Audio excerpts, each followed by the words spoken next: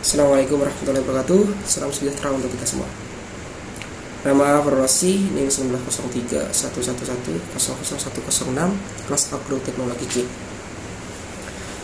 Yang pertama-tama saya ucapkan terima kasih kepada Ibu Nurul Davianti atas pembuatan soal UTS matkul MSDM ini.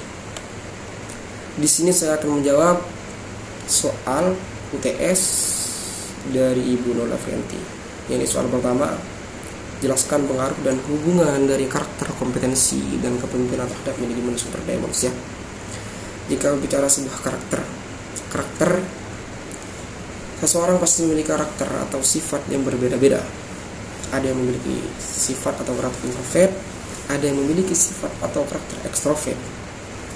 Sedangkan kompetensi adalah kemampuan seseorang untuk mengolah suatu pekerjaan, baik itu di perusahaan atau di organisasi.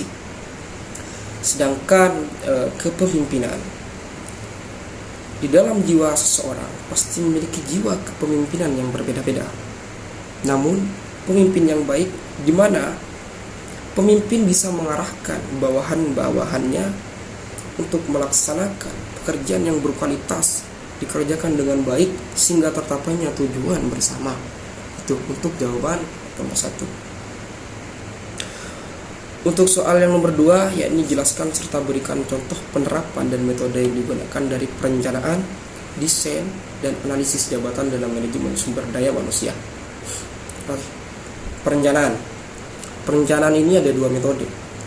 1, metode non ilmiah. 2, metode ilmiah. Metode non ilmiah ini adalah berdasarkan sebuah pengalaman, imajinasi, dan juga perkiraan-perkiraan rencananya. Sedangkan metode ilmiah ini berdasarkan analisis dari data, informasi, dan peramalan-peramalan perencanaannya. Sedangkan desain ini dibagi menjadi 3 metode. Yang 1, job rotation, 2, job alignment, dan 3, job engagement. Sedangkan analisis jabatan juga dibagi menjadi 3 metode. Yang pertama adalah metode kombinasi analisis jabatan, dan yang kedua adalah kuesioner desain jabatan yang multi metode. Yang nomor 3 adalah kuesioner kesesuaian jabatan.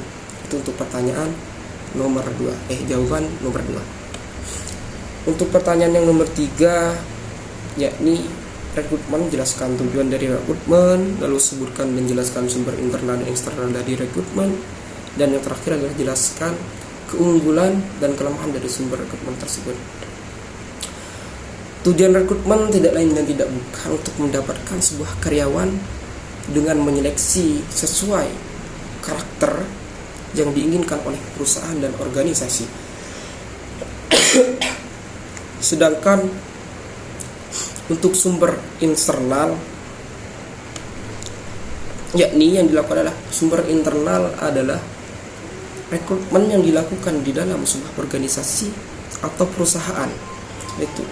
Dan sumber eksternal, rekrutmen yang dilakukan atau pengambilan tenaga kerja dari luar. Untuk kelemahan dan kelebihan dari sumber internal, untuk kelebihannya bisa menambah kesempatan promosi untuk karyawan yang ada di luar. Untuk kekurangannya, ya tentunya kurangnya wawasan dari luar. Untuk kelebihan dan kekurangan dari sumber eksternal, yakni untuk kelebihannya bisa menambah wawasan tentunya dari kinerja-kinerja yang direkrut dari luar.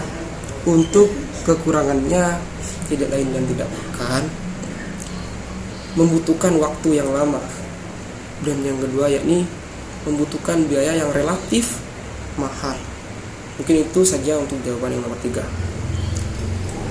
Baik, jika ada kata yang kurang tepat, saya mohon maaf.